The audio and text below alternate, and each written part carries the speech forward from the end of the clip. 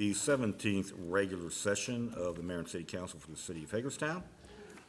Now call this meeting to order, and we're going to have the invocation given by Councilmember Donald F. Munson and the pledge of the flag. If you would please stand and join us. Please stand as you're able. We gather this evening to do the work of city government on behalf of the citizens of Hagerstown who have selected us to do so. As we meet, we humbly ask you, Almighty God, that you bless our town with prosperous industry, truthful education, and an honorable way of life. We ask God that you lead us to choose the harder right instead of the easier wrong, that you help us to see the opportunities that are ours as we struggle to bring progress to our community, like the cultural trail.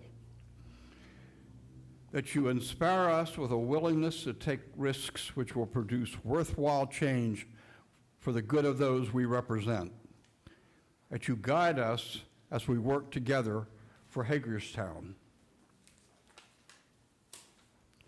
God, when times are prosperous, let our hearts be thoughtful, and in troubled times, may our deepest trust be in you. Amen. Amen. Pledge allegiance to the flag of the United States of America and to the republic for which it stands, one nation, under God, indivisible, with liberty and justice for all. Thank you. We'll be following the rules of procedure that were adopted by this administration on December 20th, 2016. The use of cell phones during meetings is restricted. Please, if you have one, put it on vibrate. All correspondence distribution to elected officials should be provided to the city clerk and should include a copy for the city clerk for inclusion in the official record. Our next scheduled meeting dates are Thursday, June 6th, is a work session at 4 p.m., June 13th, a work session at 4 p.m., June 20th, a regular session at 7 p.m., and June 27th is the MML convention. There will be no meeting. We have two appointments tonight. Monica Workman for the Historic District Commission. Monica Workman, her term to expire on 6/30/2020, and Christina Davis, her term to expire on 7/23/2020. Can I get a motion, please? So moved, Mr. Mayor. Second that, Mr. Mayor. Any discussion? All in favor? Aye. Opposed? The motion carries 5-0. Now for the fun part. We have some guests tonight.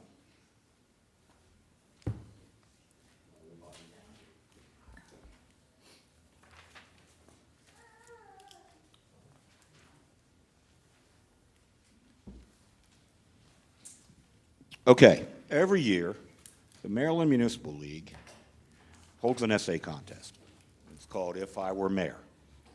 And they give some parameters about what they would like to see included in this essay.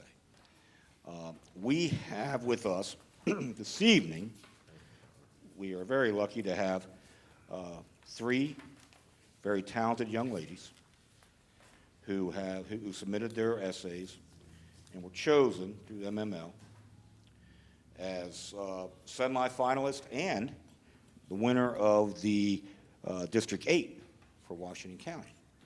So I'd like to call them up together, and we're going to start off with Ella Hagel.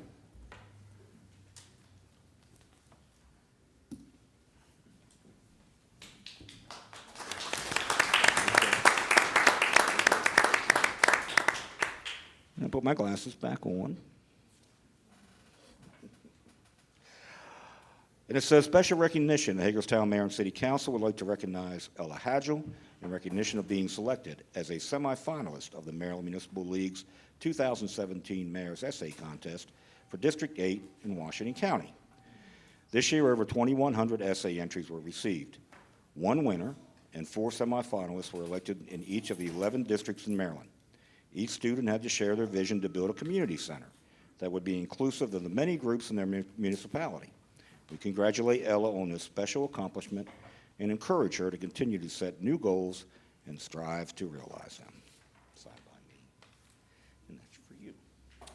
And this is for you. And if you wait right here, I'd appreciate it. You want to do individual first and then do group? Okay, all right. I'm gonna get a picture.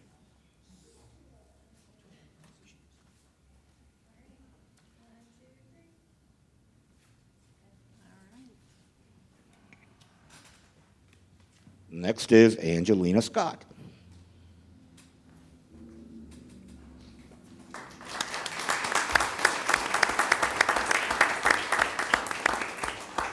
And it reads, special recognition.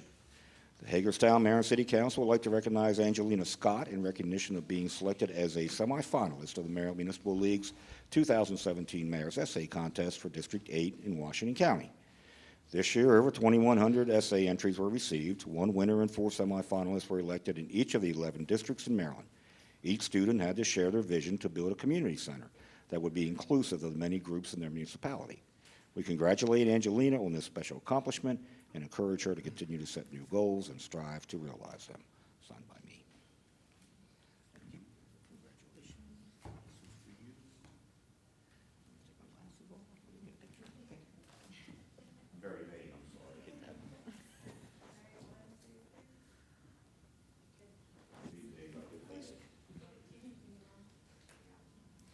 All right, now we have Alexandra Garcia.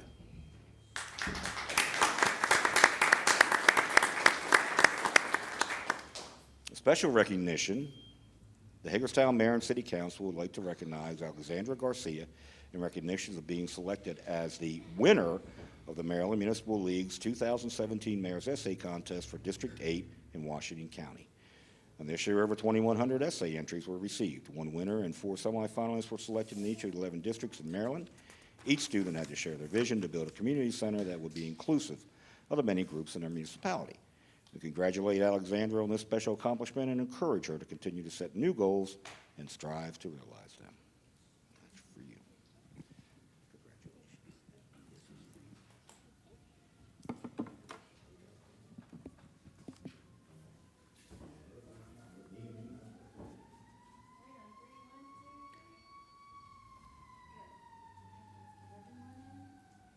Okay, stand back here behind you.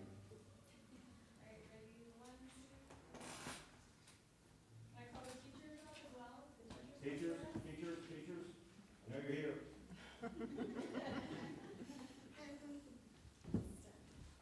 Step forward, teachers behind your student.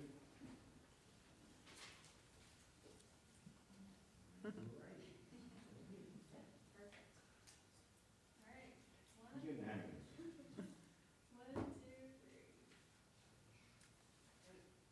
Thank you very much.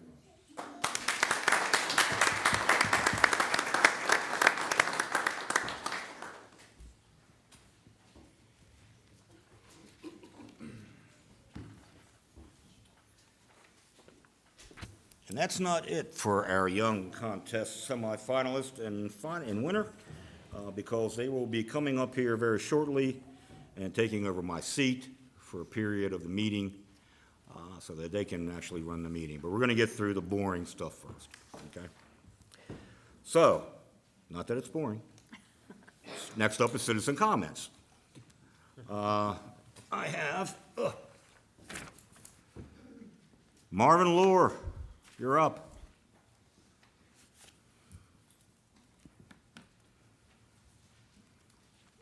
You really didn't have to say this is the boring part. The next part is, trust me. Well, last meeting I attended a month ago, Coach took a pretty hard beating of one of the citizens.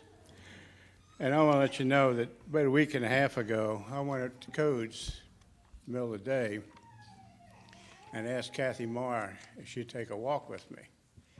And she did. We walked around my area where I have my buildings, and I pointed out some things. Well, I checked in the last week, and they were done, except for one, and then that was done Monday.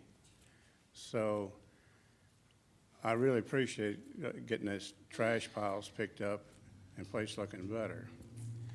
And it just reinforces my idea that you could almost take this town block by block and work with each block and improve on the trash problems. And I don't see why that can't be done. And I was just wondering how we're coming along on the new code or revised code and when things will go into effect. Are we talking about trash pickup? Yep. We're still waiting on bids to come back from the service providers. That's going to be when, do you know? Rodney, I don't see. August, there you go. Okay. Another thing on there, I brought it up to several people that if you have these code, you have to have a trash can with a lid. It ought to be a trash can with an attached lid, not just a lid. Because they don't stay on there long. I bought 2 trash cans and I bought 2 extra lids. So I had 4 lids for 2 trash cans. My lids are long gone, all 4 of them. So, but I bought some other trash cans with attached lids and they're still working good. Yep. And one more time, I'll bring up about my idea about sales tax exempt district downtown. And if you really look at it, it wouldn't cost you anything. It would save you lots of money. It would help the city, and it would turn the city around faster than what y'all are trying to do now. And it would be simple. And I wouldn't mind sitting down with you in one of your work sessions and bring my list of things, positive and a couple negatives. Well, I'll tell you what we'll do. We'll get together a meeting with our delegate and our senator. Definitely have you in that right. meeting. I mean, that's, that has to happen at the state Yeah, I level. know, It it can't has happen to start with you guys first, then go to the representatives up here before you can take it to Annapolis. Yeah, I well, understand that. Yeah. And, We'll all get in the same room at the same time. all right, appreciate it. Yep. That's it for tonight. Thank you, Marvin. Good evening. Kevin Spielman? Yeah, I'm Kevin Spielman. I'm here to address the issue of the condition of the city park lake. Since they dredged it, they've drained the water out. Now it's nothing but mud and muck and stinks. It's deplorable. I'm sure Emily Keller knows, because I've seen her out there, and probably Kristen Hagerstown knows. But I don't think they did a good job at dredging the lower part of the lake, Memorial Boulevard, Key Street end. The ducks seem to love it, but there's nothing but mud. You seen it, didn't you? Well, they're fixing the wall right now. Yeah. Yeah, I'm aware of that. But the lake will be filled back up with water. I mean, how do they have to? That's the whole idea. Even when it was filled up, the lower part of the lake was only a foot deep. I don't think they did a good job. Okay. You all can look into it. The equipment's still out there. Okay, we will. Thank you, Kevin. Thank you. Jimmy Devine?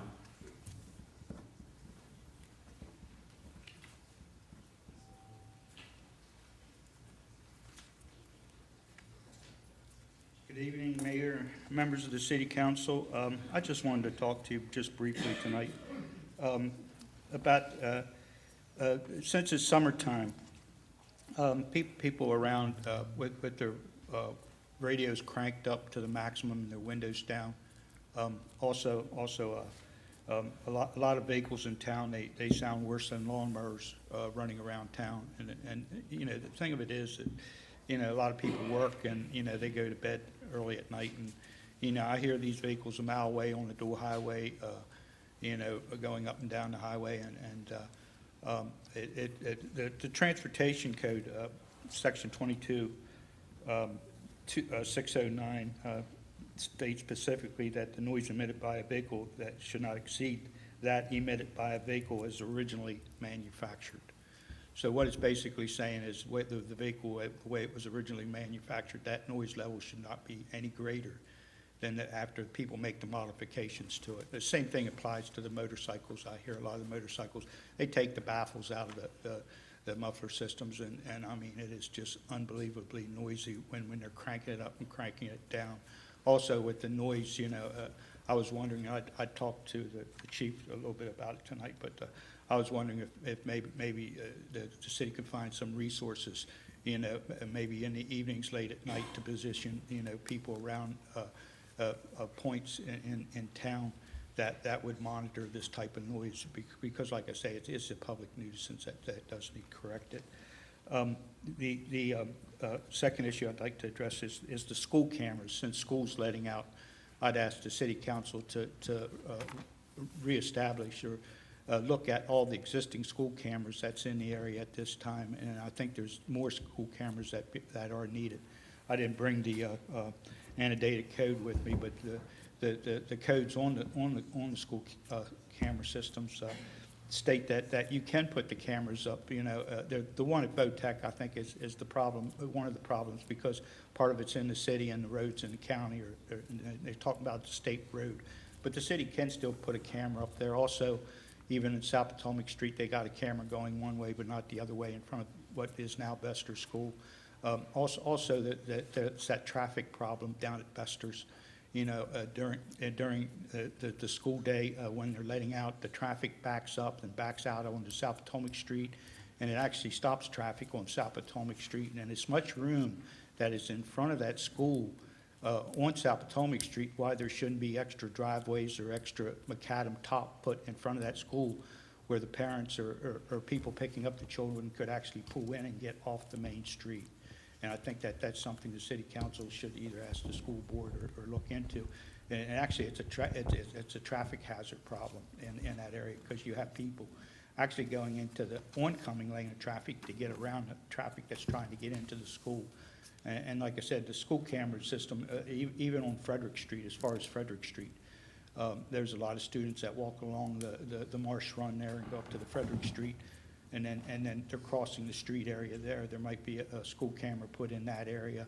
Also at what they call 5 Points up here, where Locust Point and it's not Locust Point, where Baltimore Street and meet up here at 5 Points. There's a lot of children that cross that area, But I'd ask the city to maybe reevaluate where the school cameras could go, because it's for the safety of the children. And then, like, I don't know how to say this, but there's certain pinch points in town where the traffic actually combines into one lane. I think the worst place is out on Wilson Boulevard going out Summit Avenue, I believe Summit Avenue, Wilson Boulevard going out towards halfway. There's like 3 pinch points in that area, where the traffic is actually, you're in the right-hand lane and everybody's speeding past you on the left-hand side and then cutting back in front of the traffic in front of them. And there's a pinch point out in the north end on Eastern Boulevard. That's really bad. Just before you get to the YMCA, people are doing that out there. They're getting in the outside lane and then passing everybody on the right-hand side and then cutting back into the left-hand lane. And then even going out past the shopping center, there's a pinch point out there going out towards Paramount. And Burham's Boulevard, AT&T, it's another good example right here. Not too far from here, there's a pinch point. People are getting in the left-hand lane and speeding up, passing everybody, and then cutting back over into the right-hand lane. And Weasel Boulevard is another pinch point. Out where Lowe's is, all the traffic coming from there, there's the pinch point, 2 lanes of traffic coming down into one. Everybody's speeding up into the left-hand lane, cutting over, and it's just, it's not only the speeding, it's the reckless driving. And I think there needs, that issue needs to be addressed. And then the last issue I'd like to address is I'd like to see the development of what was the county hospital property. The county hospital made a commitment years ago to take the building down, regardless of what use it could be used, and I thought that was wrong at the time, but that property there should be some type of development on that property, which is a pretty excessive property when you consider the parking lots that's involved in it. But I'd like to maybe And then, oh no, lastly, I'd like to say, I seen a Chinese company that wanted to do a paper, recycling plant. And they're gonna recycle the old, I think, the existing paper. And paper recycling plant in Hagerstown right now was a disaster. It was a disaster from the start. Mayor Sagi, I think, approved it. And they dumped all their chemicals at night. When you went over there at nighttime, it looked like fog, because they waited till night to dump their chemicals into the air. And it was like a mist, and stunk, I mean, bad. And the paper mill should have never been put in town, but maybe you can, and I'll try to find the article where the Chinese company is trying to, wants to invest, I think, in DC for a paper reprocessing plant, but the plant's already there for them, you know, and I don't know what use the plant is doing now, just sitting there. And that would be all then. Thank you. Thank you, Jimmy.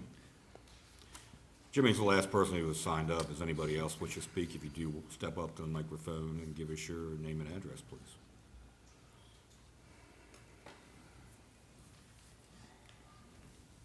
Hello, my name's Tim Thompson. I live in West Lawn Lane, Hagerstown, Maryland. And it's about the proposal, more or less, Nolan Village 2 is supposed to be proposed to go up in the Cedar Lawn area. I heard that this was approved 3 years ago, but it wasn't brought to our attention in the community till 2 weeks ago. I think that's a lot of sneaking around in behind the citizens' and taxpayers' backs, which basically almost all of you people up here knew what was going on and never told any of us.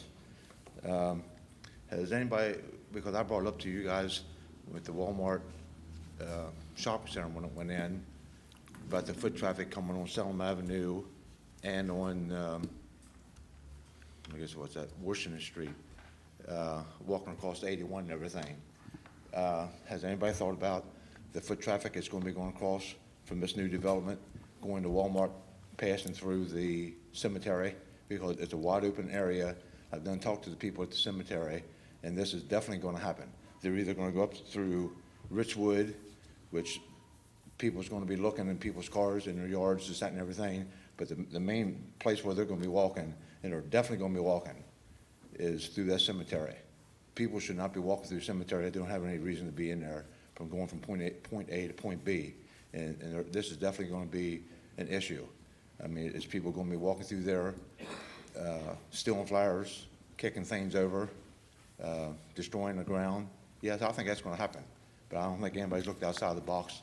I mean, as of right now, people's going, like I said, from Hagerstown to Hagerstown, and the state and the city got together and said they put crosswalks across the exit ramps and entrance ramps, which I think that was absolutely absurd, because when you're going on a highway, you're looking backwards instead of ahead of you. You don't expect someone going across a crosswalk. But this was you guys' explanation or answer to the problem, which, like I said, it should have been a crosswalk put over top of 81 initially. You know, it should have been done by the city saying, you know, if you guys want to get over to here or build this, there's Walmart, you put a crosswalk over top of 81. That's the only way you're going to get your permit. But as right now, it's after the fact, and that ain't going to happen. You know, there's businesses up there also. The gas company's got them gas tanks up there, which on 9/11, they were guarded 24 hours a day for 30 days, because it was told to me by the gas company, if anything ever happened inside that fence right there, it's like an atom bomb sitting up there. You would not find Hagerstown. That's why it was guarded on 9/11 for 30 days around the clock. Just like, well, I just got back from Ohio. That's why I'm like getting in here. I heard there was a shooting in Nolan Village, and a 20-year-old kid was killed. Now, how many neighborhoods do people live in that people have been shot and killed because, I'm sure, because of drug related? But you want to put them people in our neighborhood, and I want to know why. I mean, I own property in the city of Hagerstown. There's, you know, if this place has got to be built, it don't have to be in a community where every one of our people that lives there, we've worked 20 or 30 years to live in this community. And why are you putting it on us? Is it because the half a dozen people that I can name names is going to get rich off this here project, so it's hooray for them and the H with us? And I wonder why you're doing it to us. But like I said, as far as the foot traffic, Can you guys explain, or can you guys sit here and say, no, this will never happen? Because it will happen. Thank you for your comments. Anybody else?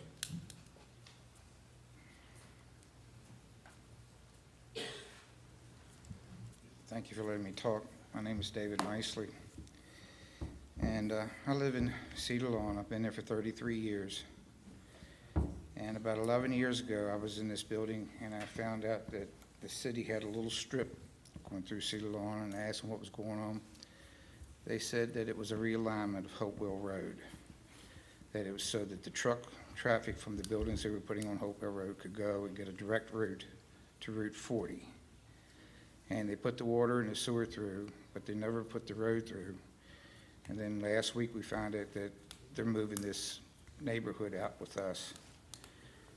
I have a lot of elderly people that live with me out there, and they've asked me to just say something that they're very upset. They don't really have the ability to come and protest and complain. And I wasn't prepared for this, and I've never done this before. But when I come in here, the thing that struck me the most is I'm looking at the ceiling, I see fairness and caring, citizenship, responsibility, respect. None of the people in Cedar Lawn have received that. Of course, we're not in the city, just that strip is in there. But the people who own that land, they seem to have gotten this. And I've heard that the city really doesn't have anything to do with this. I don't know if I believe that or not, but somebody is allowing this to go through, or else already has gone through. And if you go to the two neighborhoods. Can I address it so you all understand what our involvement is? Our involvement, total involvement, if I'm wrong, please somebody speak up, is at one public meeting, the folks that are responsible for this came in to let us know that it was happening. Everybody needs to understand, this property is zoned for what is going there. This council, the county commissioners, the state of Maryland, the Congress of the United States cannot tell people that they can't build on property that's property zoned. They have to go through a number of steps, through planning commission, through the road things. None of that comes to the elected body. We don't have any authority over that at all. This is not a Hagerstown project. It has not been approved by the city council. It has not been endorsed by the city council. There has been discussion at one public meeting, and I think 3 of us did not say no, but we don't have the power to say no, as the folks that vehemently object to it up here will tell you there's nothing that we can do about it. And I just tell you that because if you think we did this to you, we did not do this to you. This land 10 years ago was brought into the city. It was, the zoning over 5 years ago changed to allow duplexes, residentials, and this is the group that came in and decided to build there. There's nothing, there was never one meeting about this behind closed doors ever, ever. And to my knowledge, there was only one meeting that we were public. Am I right, Mayor? Was there more than one meeting? One meeting. One meeting, and that was not to ask us for anything. It was to tell us what they were doing. And I just want everybody to know that, because there seems to be a theory that we somehow are getting our pockets lined to make people rich, to put in housing where people don't want it. I'm not saying what my position would be if I had the choice, but I don't have the choice, and I want everybody out there to understand we don't have the choice. It is not an elected official's ability. Had we zoned it industrial at the time, no, it wouldn't be there. But you wouldn't want it zoned industrial either, and I don't mean to be sarcastic about that. I just mean to say that it was zoned residential, and that's what's being put there, and we don't have the ability. Any government has the ability to say where, for instance, Section 8 housing or public housing goes. If we did, the largest public housing unit in Washington County would not be sitting in the square of Hagerstown, okay? You can rest assured that 80% of the public housing in the county of Washington would not be sitting in the confines of the city of Hagerstown if we had the ability to say no. I wasn't accusing anybody of anything. I was just No, trying. I understand. I just want you to know, we don't have the ability to stop it, and Yeah. we did not do something secretly and try to hide it from people. We had, only reason we knew about it is because these folks came in for one public meeting to inform us about it. I was just trying to let y'all know that everybody out there that really doesn't know anything about it either, and they haven't heard anything about it, and we're under the impression now that this is being done without anybody out there ever being talked to until last week. And we don't know what to do. Nobody out there knows really what to do. But I mean, the way it looks, the city is there and the city's putting it in, but the city has never really been part of the neighborhood out there. City's not putting it The in. city's not putting this project. City's what I'm not trying to putting get it at. Well, the city is allowing to have to go on their property. No, the city is not. It's City not the doesn't city's own that property. We don't own that property. That's privately owned. We don't own that property. Well, how do they get the ability to do that without anybody knowing it? I don't It was understand a that. public hearing 10 years ago or something. Yeah, there was But it was- actually, it during the annexation hearing for that property, the rezoning hearing, the annexation occurred, the rezoning occurred on our end. The county would not sign off on that rezoning. So it actually couldn't be changed until after 5 years. It's a 5-year waiting period, right, Jason? Okay. So after 5 years. And then the zoning was changed from what it was, I guess was agricultural at that time, or industrial or something, and now it became residential. Now, that was years ago that happened. Okay. So, I mean, whoever actually is the owner, or was the owner of that property, and I can't remember at the time who it was. Todd. Who? I mean, I remember the history of this project, so. Yeah. Well, then why don't you shed some light on it instead of just sitting there? Well, because I don't like to make comments during citizen comment. Well, I would mean, I rather you think we make need your to straighten comments something and out I at can least. respond during mayor and Help council yourself. comments. Seriously. That's how I operate. Anyway, the property came in during sort of the housing boom, 2004. And when it came in, then all that means is that it came into the city boundaries. It became part of the municipal boundaries. I believe that Todd Snook was the owner at the time that brought it in and brought both sides of property into the city limits. So it included the house. There's a big stone house out there that sits on your side of the street all the way to 40, and then the southern portion of the property where this development's actually occurring. So that property was brought into the city. The county determined at that time, and that was, again, during the housing boom, if you will, the county determined it was not consistent with zoning, because both have to be consistent. That's the only say the county gets. And so it had to wait the 5-year moratorium period. That's what it's called, what it was called before they changed the growth process. So it went through that period, went through the housing bubble, and in that period, the Hagerstown Housing Authority was since then looking to develop another piece of property behind current Nolan Village, because, and it gets a little more complex than that, when the West End projects got redeveloped, I think they gave up a number, I think it was like 150 units of public housing. And they had the opportunity to get that back somewhere. And the original plan that they had laid out was a plan called McCleary Hill, which was going to go on a piece of property at the end of Linwood behind Greenberry Hills in the south end, behind existing Nolan, to redevelop. That fell through in part because the application to the state and federal funding process, the HUD process, wasn't approved. It was turned down. They didn't meet the number of points. It's a competitive process that all kinds of housing agencies all over the U.S. submit for. So when that project fell through, and I believe part of this body, the past administration, voiced opposition to that application for various reasons, in that period, they, in my opinion, changed course and identified another property in which to place the development. And by the way, I serve as a liaison to the Housing Authority, so I've had some of these conversations at least.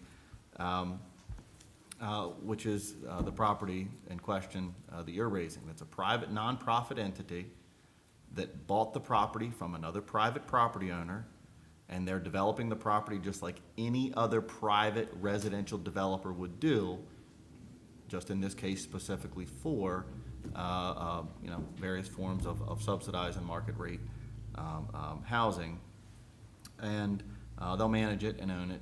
And then the next step would be to sell the original property, I guess, that they originally bought to do this, and tear down existing Nolan Village. By the way, I live 2.5 blocks from there, so I'm very familiar with the neighborhood.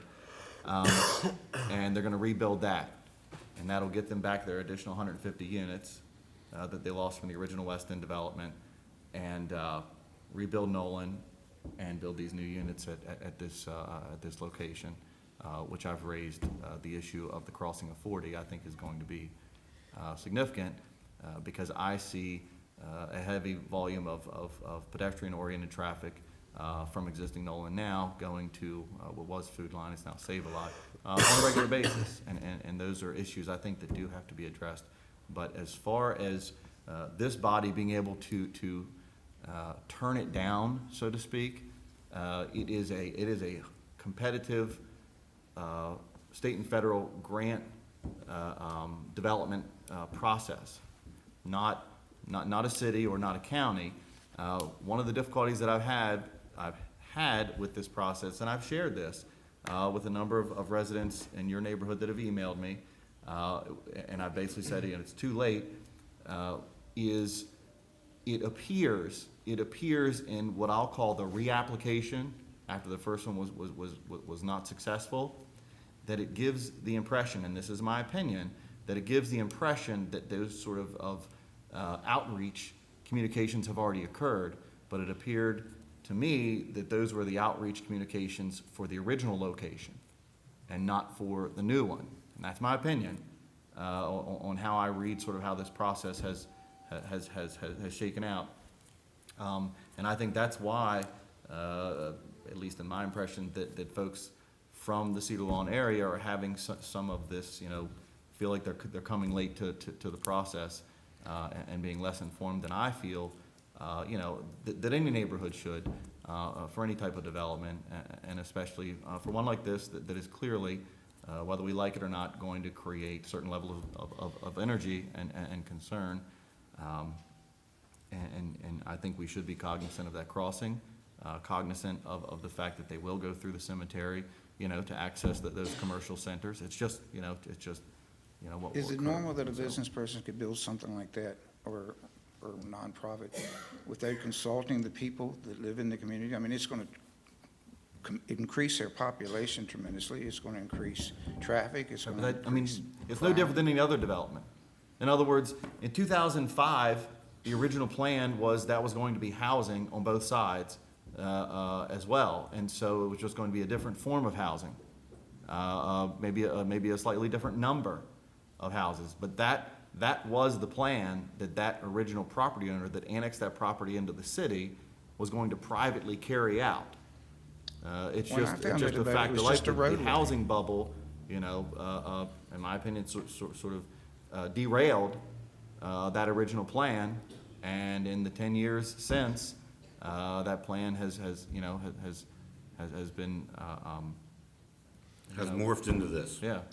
I hope you just understand that the people out there are very confused, and they feel like there's nothing they can do now, that this has all been done, and they weren't aware that this was being planned.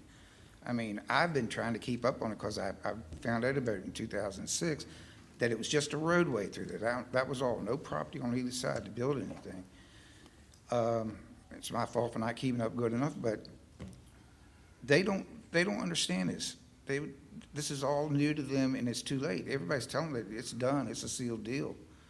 And I don't know if it really is. And I'm just saying, if people can realize that they might have some support saying that, we're not pushing this on you. I mean, a lot of people think that the city is pushing it because they're allowing it to come in and be taken over from the city. Well, Or they're buying the land from the private I think owner. that I think that there's some degree of difference of opinion among this body. For the one meeting we had where the property owner, this developer, this entity came in before us, and that is maybe during the application process, your municipal and your county government could have sent letters of opposition that may or may not have held weight in their state and federal funding application process in terms of its competitiveness with other entities, competing for the same funds. But that didn't occur by either body, nor did either body send letters of support. So both sort of remained neutral on the issue. But it wouldn't have had anything to do with whether it's allowed or not. It would just be us stating our position on this particular development application, no differently than your neighborhood might send that type of opposition. Well, I thank you for letting me talk. Thank you Thank very you. much. Anybody else? You don't usually let the same person speak twice, Tim. Okay, come on ahead. Tim Thompson again. Lou, you said, you guys have nothing to say about this. Okay, why did the applicant come here in the first beginning? Why does everything else got to go through city or county commissioners or through the city? Basically, I guess I'm taking you saying, no matter what they want to do, they could do. So why are they doing traffic studies, and why are they doing all this or studies? If it's already a done deal, according to you, it's a done deal. Why did they come here in the first beginning to present it to you guys? Apparently, the way I hear you talk, they didn't have to do that there. Do you think they did that out They of did the not have to do that, that is correct. But why did they do that? There was a reason why they did come here. You're not telling us that part. You need to ask them. They did not have to come here. And yes, they have to go through, like every other development has to go through the proper highway studies. They're gonna have to do what every other developer has to do. What that stage is, I don't know. City staff should be able to help you with that. I don't know if it's been through the planning stage. I don't know where it's at. Hasn't come in front of the planning. Often an application like this will come to the local governing bodies. The entity will present to the local governing bodies because they are looking for an official position of support or opposition. But they really didn't need that. I'm sorry? But apparently, they didn't need that. They don't. What I'm saying is typically in these types of application processes, entities that develop these types of projects will do that in order to gain, some official semblance of support as part of their application to say, look, the local governing bodies are on board or supportive officially of this development, or the local governing bodies are officially opposed. What I'm saying to you is in this specific case, for this specific application being sent by this entity, that neither the city nor the county took either position. Now, it was told to us at the last meeting, and I don't know if it was this mayor or the last mayor, sent his letter to whoever he sent it to, it was a letter of approval. And I sent a letter of clarification not a week later to HUD, explaining to them very clearly that that was not a letter of support from this city, that this body right here had taken no official position. But the letter exists, that you guys are behind it now. And there's a letter clarifying that letter was merely an opinion of that mayor at that time, not a position of this elected body. But the letter still exists and it's in people's heads. The I- ones that make that, so who, I guess can't I'm speak to what's in asking the heads you, of the HUD reviewers. do we complain to? If you guys are nobodies in this decision, who do we need to address everything to? It's gotta be Secretary of somebody. Housing and Urban Development. Who? The Secretary of Housing and Urban Development. Federal. company. Okay. Yeah, Federal office.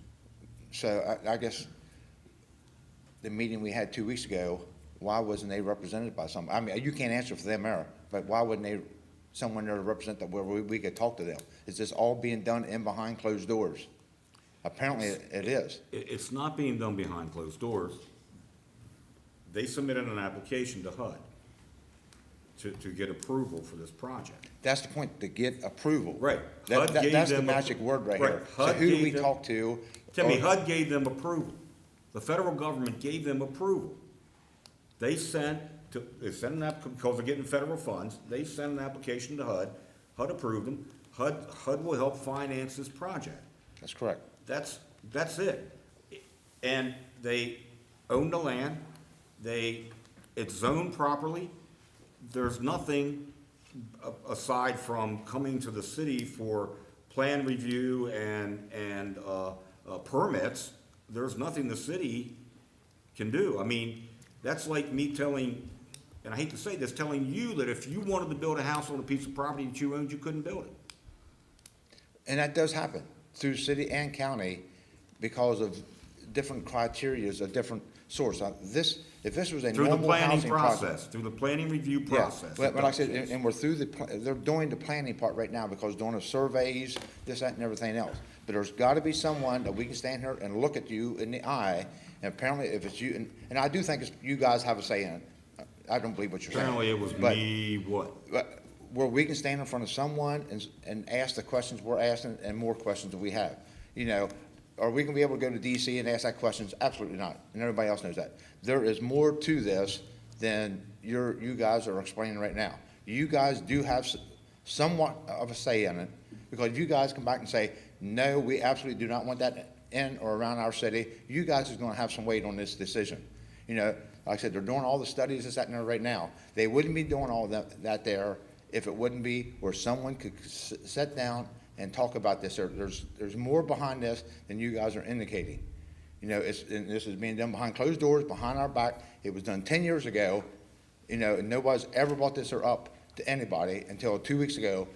You know, I think you guys are sneaking behind our back because it's a hand, and you know, and Snook actually bought this when he was a county commissioner. He told his brother, you know, he found out where these projects was going on because I confronted him to his face. Yeah, that's not true. Oh, That's not yes, it true. is too. No, it's not. Because you can look back in records, I No. personally. And you are I breaking looked the at rules of everything. decorum What you're doing, right you now. cannot do. I go, You can you're having step your out if brother you're going to going talk around about buying other these properties. individuals And I go, in that's this a conflict room. of interest. I go, you're what the places are. Timmy, You can leave. it's done.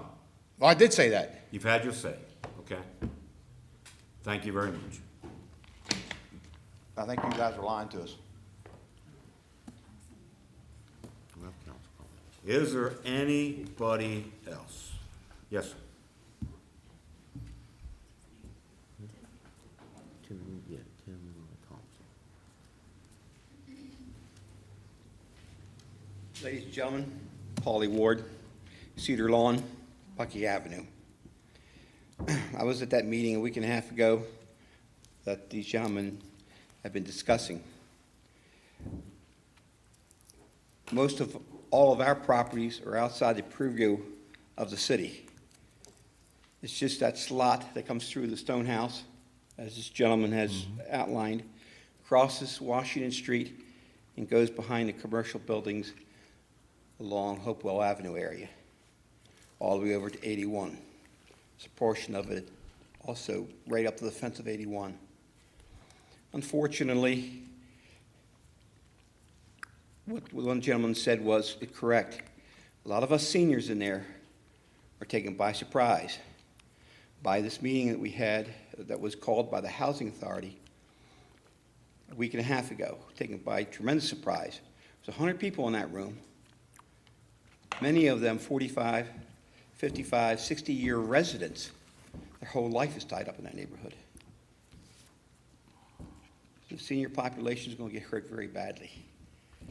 And if it's nothing that the city of Hagerstown can do, and it's a federal project, there's got to be someone that we can be directed to try to get a better understanding of how this came to be with no knowledge being given to the residents in the Cedar Lawn area. City cuts Cedar Lawn now in half. City zoning cuts the Cedar Lawn in half. I like to refer to it now as East Cedar Lawn and West Cedar Lawn, because that comes right through that stone house, coming over to the property. Which I'm assuming if it's annexed into the city, you're going to acquire the taxes off of it eventually, as development happens. If it would have been You're private You're development. hurting a lot of senior citizens that's lived there for so many decades. Sir, I'm sorry, I didn't hear you. If it would have been private development as originally envisioned back in 2004, then yes, there would have been measurable benefit of taxes. Again, the project has changed immensely since that time in terms of its development aspect, which will change significantly the measure of tax revenue we expect to receive. That's because it's it's because it's a HUD project? Is that why you say that? Because it's a public housing Public, yeah, project. under HUD? We appreciate very much, ladies and gentlemen, you listening to our concerns here today of that. I certainly understand where your hands are tied, but the constituents out there are lost, and their hands are tied even more so. I understand. and Thank you all very much. I don't argue that point. Thank you. Anybody else? One last call. Okay, city administrator's comments. Nothing this evening. Thank you. Mr. Munson, we'll start with you. Mr. Mayor, thank you.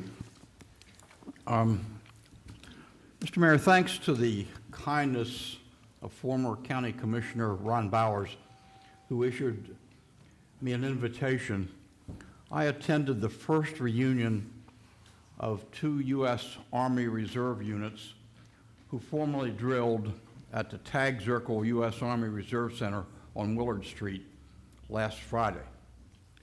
Now, thanks to the City of Hagerstown and the Washington County Commissioners, that former training center is now the Washington County Senior Citizen Center. The reunion was a great event. It was well attended, about 150 people there, and it was filled with many memories of those who served in the military, including myself. The master of ceremonies for the reunion was a man that all of us know by the name of Jerry Spessard, and he did a great job. Jerry is known to us as the owner and publisher of the Hagerstown Town and Country Almanac, which is now in its 221st year of continuous publication, having started in 1796. And the point I want to really make is the almanac, the Hagerstown Almanac, is the 39th oldest company in the United States of America. So for that reason, and it's another reason why Hagerstown stands out. Thank you, Mayor. Thank you. Lou? Mayor, briefly, just the Historical Society luncheon was a positive thing that we attended today, and I would like to just acknowledge Judge Long's retirement. He is now judicially senile, notwithstanding that I can't say too many nice things about him because although he is retired, he will be back sitting on the bench routinely. And a kudos to staff, especially Steve Bachmiller, for Saturday's ceremony. And that's all. Thank you. Thank you. Emily? I just wanted to address Mr. Thompson. I couldn't get a word in at the end of that, but if you go on YouTube, the City of Hagerstown channel, from January 23rd, you can watch our public meeting with the Housing Authority when they presented to us. I actually watched it this morning in order to answer some of the emails, questions that I was getting. So I urge you guys from the neighborhood to watch that meeting. It was from Tuesday, January 23rd. It's on our YouTube video, and you'll see that the elected body in front of you asked pretty much all the same questions that you guys are asking, and we got met with a whole lot of, there was nothing we can do. So I urge you to please watch that video, and you'll see the perspective that we took from the initial meeting we had. Of this year. Yes. That's all, thanks. Paul? Just a couple things real quick. First off, over the weekend at the Engine 2, there was a neighborhood gathering for Police Week.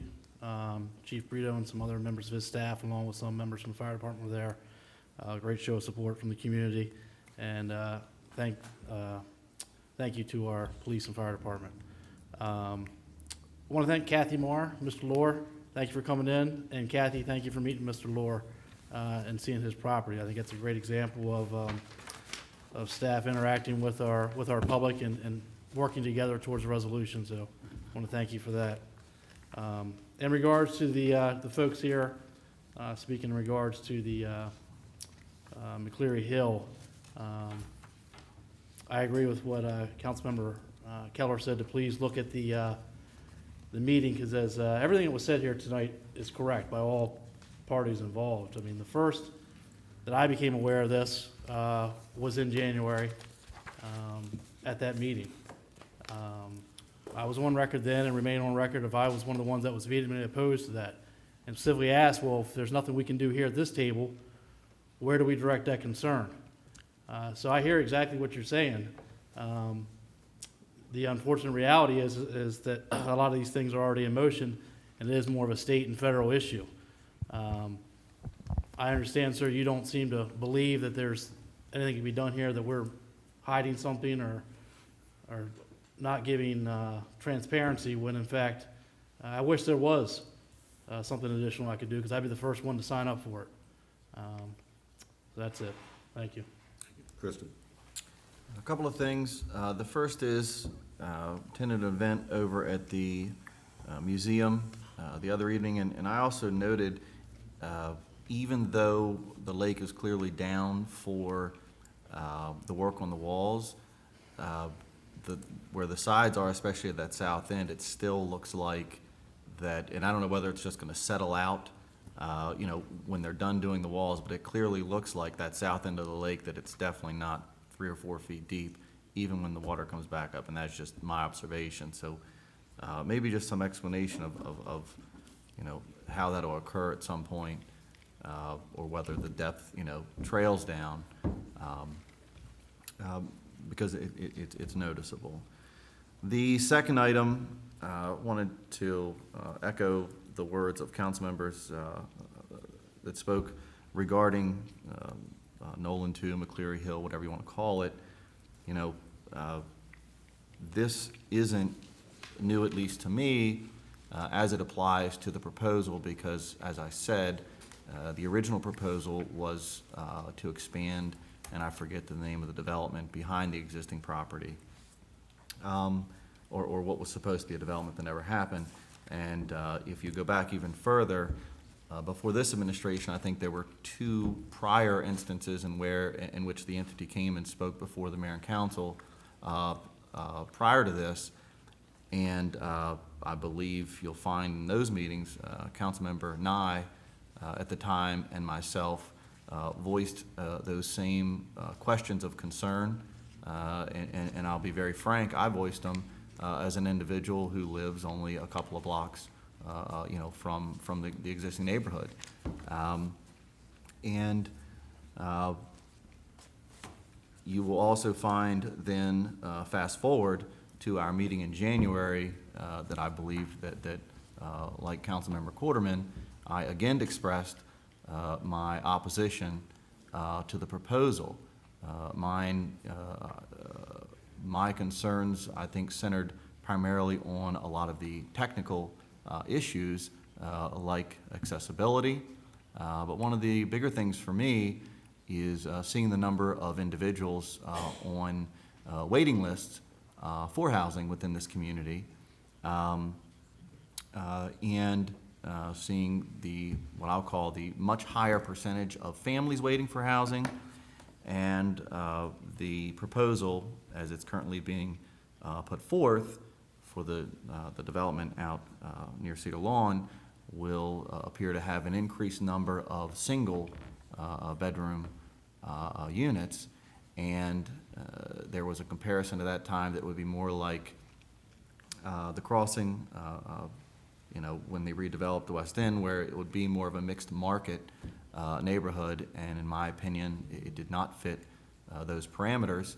And so those were 2 of the things that I brought up in both iterations at both locations, that I think both of those concerns needed to be addressed. And again, you know, I don't hold any allegiance, frankly, to you folks in the room, because as you point out, you know, you're not in the city. I don't have to sit here and please you as a constituent. these are just genuine concerns that I had in my genuine position on the issue. And as liaison, to the authority for the city, I've expressed those concerns. So. Is that it? All right, for me, I have nothing else to add, and we're going to move on to the approval of the minutes. Mr. Mayor, hereby move for the approval of minutes as presented for the mayor and council meetings held on April 4, April 7, April 11, April 18, April 25, all 2017. Second. Discussion. All in favor? Aye. Opposed? Motion carries. I certainly hope that Angelina is still here. Should we? Okay.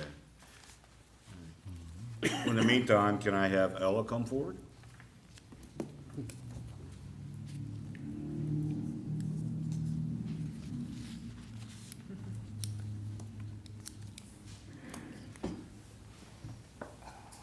You may have my chair.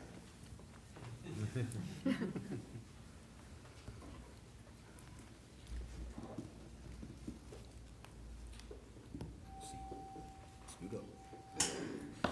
We need more girl power up here. Okay. And you're gonna say, I needed the approval of the consent agenda. Okay. I need the approval of the consent agenda.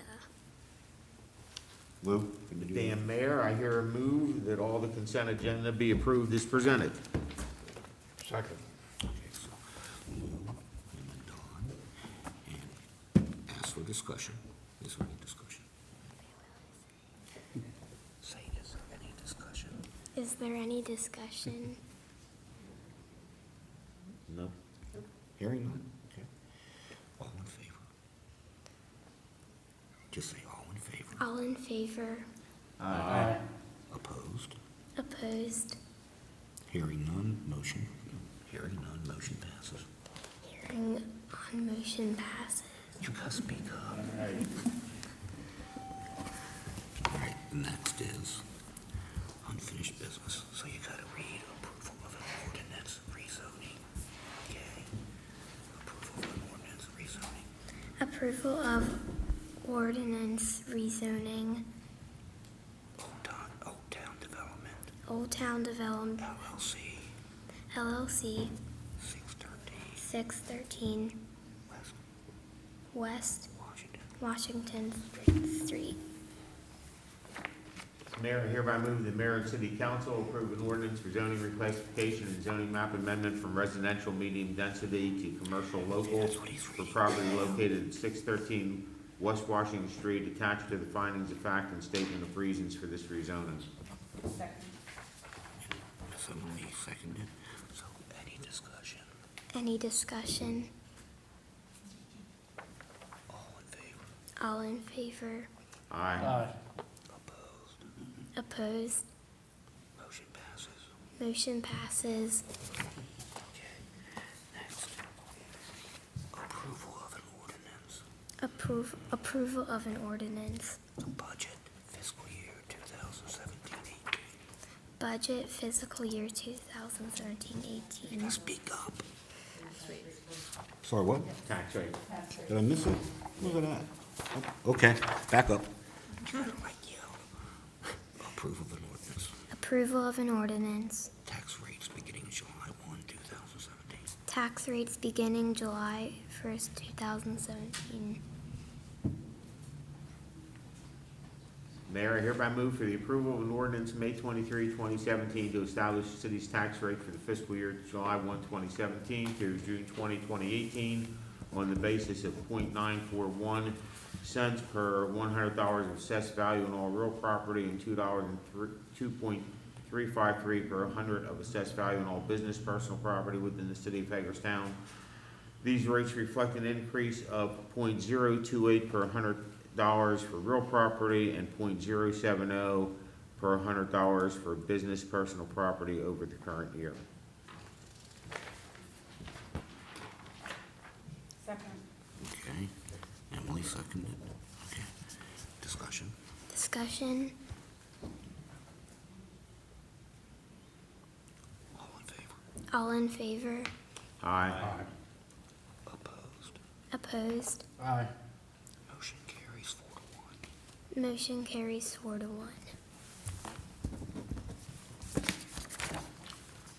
And now, approval of the budget.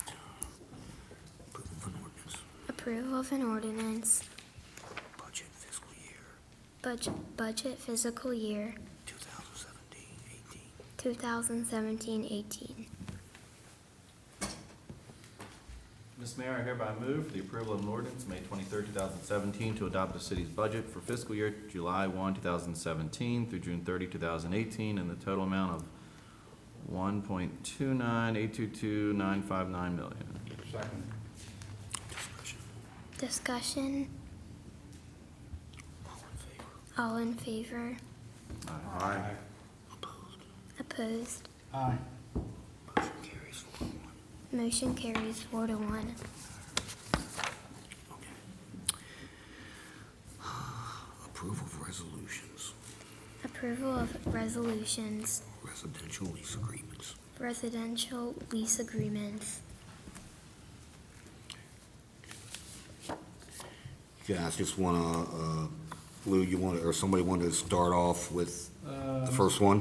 Mr. Mayor, I hereby move the mayor and city council adopt the attached resolutions authorizing the execution of lease agreements between the city of Hagerstown and Dwayne Miller for the residents located at 12727 Ritchie Road, Smithsburg, Maryland. John and Michelle Reinhardt for the residents located at 23510 Warner Hollow Road, Smithsburg, Maryland. Charles and Laurie Henson for the residents located at 12140 Crystal Falls Road, Smithsburg, Maryland. Second. Discussion. Discussion. All in favor? All in favor? Aye. Opposed? Opposed? Motion carries 5-0. Motion carries 5-0. Okay. Execution of lease agreements, Execution of lease agreements residential rentals for residential rentals in parks of the city of Hagerstown. in parks of the city of Hagerstown.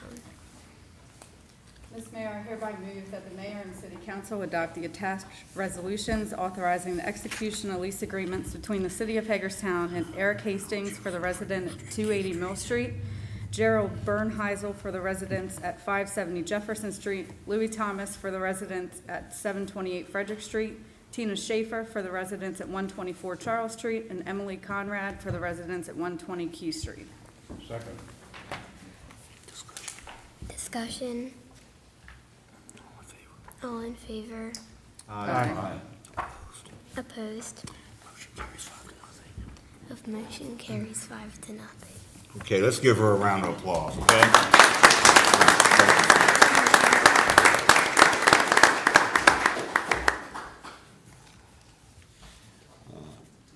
Angelina, didn't come back? She had to leave. All right, well then I'm gonna call up Alexandra.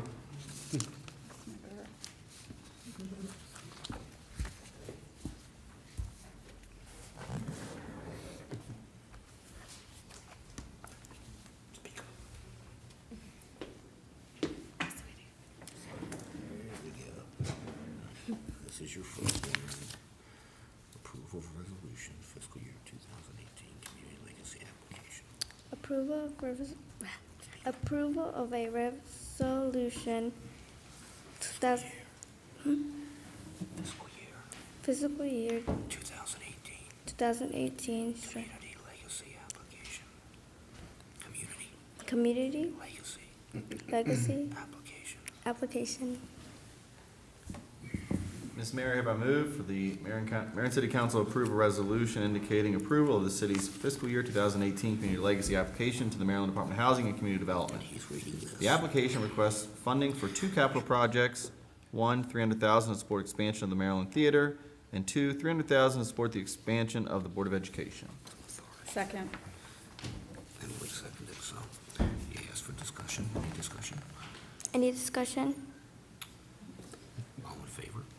All in favor? Aye. Opposed? Opposed? Motion carries 5-0. Motion carries 5-0. Motion carries 5-0. Very good, very good. You'll have it down here, the next one, that's for sure. Okay, now we have a resolution. Resolution, Fiscal year 2018, fiscal year 2018, strategic demolition strategic demolition fund application. fund application. Mr. Mayor, I hereby move that the mayor and city council approve a resolution indicating approval of the city's fiscal year 2018 strategic demolition fund application to the Maryland Department of Housing and Community Development. The application requests funding for 3 capital projects. 1, $500,000 for demolition to support the Maryland Theater expansion. 2, $500,000 for demolition to support the expansion of the Board of Education. And 3, $500,000 for relocation of underground utilities to support the creation of a plaza that will link the urban improvement projects. Second. Discussion. All in favor? Aye. Opposed? Motion carries 5-0. I am a robot. Come on, come on. Get into it. Okay. All right. Approval of a grant agreement Approval of a grant agreement with the Maryland Department with the Maryland Department of Transportation. of Transportation. Ms. Mayor, I hereby move to authorize the city to enter into a grant agreement for Maryland Bikeways Grant with the Maryland Department of Transportation. The grant is $108,000 and has a $2,000 match and will continue bicycling-related improvements in the city. The grant will be used for the items outlined on the attached memo. Second. Discussion.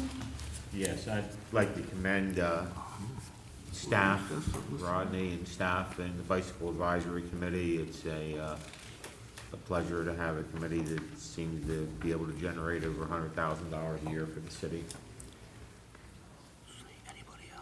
Anybody else? All in favor?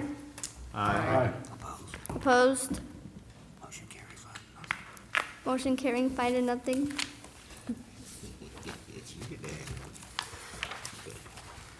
Approval of a contract Approval of a contract for the 2017 for the 2017 pavement pavement preservation. program. Mr. Mayor, I hereby move for the approval of contract with C. William Hetcher, Inc. for Hagerstown, Maryland, the amount of $1,192,000 for 2017 pavement preservation program. Funding for the project is highway user revenue in the amount of $1,066,000 in various other accounts. Second. Mr. Mayor, could I make some comments, please? She's going to ask you here in a second. Any discussion? Any discussion? Go for it, Tom. Second. No. Any discussion? Go ahead, Don. For those who are watching us and listening to us, I'd like to make these points. This is about repairing roads in Hagerstown. And what we're about to vote on is there are 23 crack filling locations. There are 16 street overlays, and there are 4 slurry seal locations, all of which are road repairs. That's a total of 43 street projects in every part of Hagerstown. There are also, in addition to those 43, 22 isolated patch locations for a grand total of 65 projects throughout city streets. There will be a lot of street repairs coming up, a lot of inconvenience perhaps for the public, but something that's really very necessary. And we are grateful to the state of Maryland for the highway user revenues which have been provided to us. Thank you, Mayor. Anybody else? Call in favor? Aye. Opposed? Motion carries 5-0. Motion carried 5-11. The motion carries 5-0. Motion carried 5 for nothing. Here you go. Okay. Approval of a contract Approval of contract for the installation for the installation of pavement markings. of pavement markings. Mr. Mayor, I hereby move for the approval of additional work to the open-end contract with Alpha Space Control Company, Inc. of Chambersburg, Pennsylvania, and the not-to-exceed amount of $115,000 for the installation of pavement markings of streets paved in the upcoming pavement preservation project is $90,000, while the balance of $25,000 is for replacing existing faded pavement markings. Funding for the project is highway user revenue. Second. Discussion. Discussion. All in favor? Aye. Opposed? Motion carries 5 to nothing. Motion carrying 5 to nothing. Amendment Of the city's of the city's water water and wastewater and wastewater policy. policy. Mr. Mayor, I hereby move that the mayor and city council approve the attached amended City of Hagerstown water and wastewater policy. This amendment adds a 9th exception for connection of city water to a proposed new lot of record or existing lot of record for a new single-family home or two-family home when well testing failed to gain approval of the health department due to Guidi, excuse me, due to Guidi issues. Under this exception, the utilities director may only approve up to 3 requests per year on a first-come, first-served basis under certain parameters. For requests outside the county's designated urban growth area, approval must be received first from the administrative authority of the county water and sewer plan. Second. Discussion. All in favor? Aye. Opposed? Opposed? No. Motion carries 4-1. Motion carries 4-1.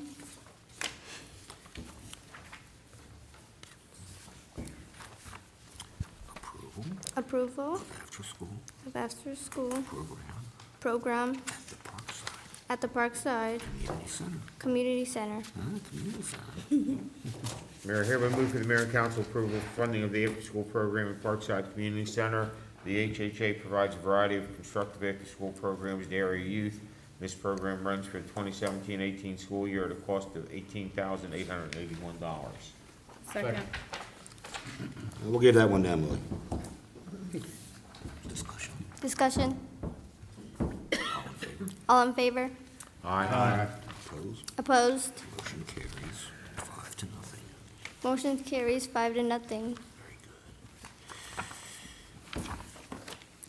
Approval of an after-school program. Approval of an after-school program, BTJ Dance Group. BTJ Dance Group. Mayor, hereby move for mayor and council approval of funding of the BTJ Dance Group after-school program that's held at the Suman Avenue Community Building. The HHA provides a variety of constructive after-school programs to area youth. This program runs for the 2017-18 school year at a cost of $3,500. Second. Discussion. All in favor? All in favor? Aye. Motion carries 5 to nothing. Motion carried 5 to nothing. Approval of a motion Approval of a motion to award to award the WWTP the WWTP switchgear switchgear replacement replacement project project to to Ellsworth Electric. Mayor, I hereby move that the mayor and city council approve the award for the WWTP switchgear replacement project in the amount of $367,200 to Ellsworth Electric. Second. Discussion. I'd just like to thank Ellsworth Electric, given the fact that on this bid, they are over $100,000 below the next lowest bidder. Must be their 90th anniversary gift to us. I tell you. All in favor? All in favor? Aye. Opposed? Opposed? Motion carries 5 to nothing. Motions carries 5 to nothing. Approval of the engineering Approval of the engineering proposal proposal for Hazen from Hazen and Sawyer and Sawyer for water system for water system pumping improvements. pumping improvements. Mr. Mayor, I have a move from Mayor and City Council approve the Hazen and Sawyer engineering proposal in the amount of $155,369. This proposal will meet the engineering requirements for the MDE EWIP grant for the water pumping improvements at Pump Station 4 and the low service pumps at the RC Wilson plant. Second. Discussion. All in favor? Aye. Opposed? Motion carries 5-0. Motion carries 5-0. Just want to make sure you're on the right page. Approval of a utilities department, Approval of utilities department, utility bill processing, utility bill processing, water, water, wastewater, wastewater, and electric. and electric. Mr. Mayor, I hereby move the mayor and city council approve the recommendation from the utilities department to enter into a contract with Arista Information Systems to provide utility billing services with an estimated annual expenditure of $38,865.40 of water, wastewater, and electric division operating funds. Actual costs will be determined by the actual quantity of utility bills processed. This contract shall be in effect for 3 years with 2 one-year renewal options. Second. Discussion. All in favor? All in favor? Aye. Aye. Aye. Opposed? Motion carries 5-0. Motion carries 5-0. This one gets some discussion. Approval to add Approval to add benches benches and update lighting and update lighting on public square. on public square. Mr. Mayor, I have moved the mayor and city council approve the addition of 4 6-foot benches to be located on 2 of the 4 quadrants on Public Square, and that 8 Cobra headlights, 2 in each direction of the square, are updated from the current 250-watt high-pressure sodium lights to white LED lights. The project will be paid for from the capital improvement fund line item for downtown beautification line item of the FY17 budget. Second. Discussion. Mr. Mayor, could I ask a question? Does this include the park benches in downtown? This is, yes, this includes 4 6-foot benches. Can I ask how they interact with, Jerry Sub's request? Is there gonna be any problems? I know they have a request out now for, Yeah, actually, I was gonna bring it up too. I think that's a good idea. I was thinking maybe we even table this and see how that process, No, I don't think it's in the same area, but. how that's gonna lay out, make sure there's no, That there's coordination of the placement of the benches with the outdoor seating area of Jerry's Sports Bar. So that had been discussed and worked out with the business owner. okay. So we're all good there. has that been approved? Their outdoor seating? No, it's going through that. I think they're in the process. But what you're But saying, we- if it is approved, these benches would These not interfere with it? Would not interfere, right. So you're saying In, they're supportive of the proposal? Right.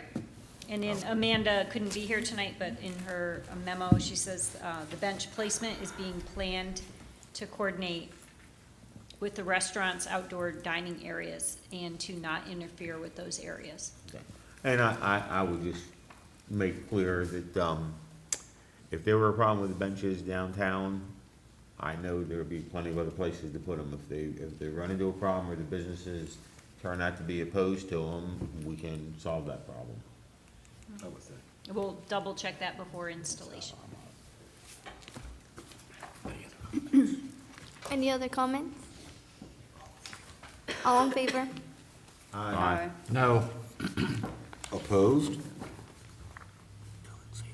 Opposed?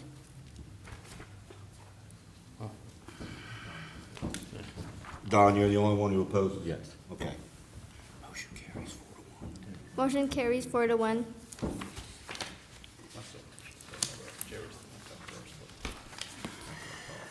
right, amendment Amendment to the fiscal year 17 to the fiscal year 17 CDBG CDBG annual action plan Annual Action Plan allocation allocation local fund of local fund repayment to repayment to CDBG program. CDBG program. Mr. Mayor, I would move the mayor and city council to amend the fiscal year 2017 Community Development Block Grant Annual Action Plan in order to allocate the previously approved $46,250 repayment of local funds to the CDBG program. $35,000 from the repayment will be utilized for Hagerstown police cameras, and $11,250 from the repayment will be utilized for single-family home ownership rehabilitation loans. Details of the amendments are attached. Second. Discussion. All in favor? Aye. Opposed? Opposed? Motion carries 5 to nothing. Motion carries 5 to nothing. Last one, Maryland Maryland Theater, Theater grant application grant application to RMPIF to RMPIF program. Mr. Mayor, hereby move the mayor and city council approve the Maryland Theater identifying the city of Hagerstown as a local government pass-through entity for their intended grant application to the Rural Maryland Prosperity Investment Fund Program of the Rural Maryland Council, Maryland Department of Agriculture. Second. Discussion? Yes, Mr. Mayor, before we get done, be careful, you may lose your job. Very good job tonight from both of them. Anybody else? All in favor? Aye. Opposed? Motion carries 5 to nothing. and with that, And with that, we're adjourned. we're adjourned. With authority.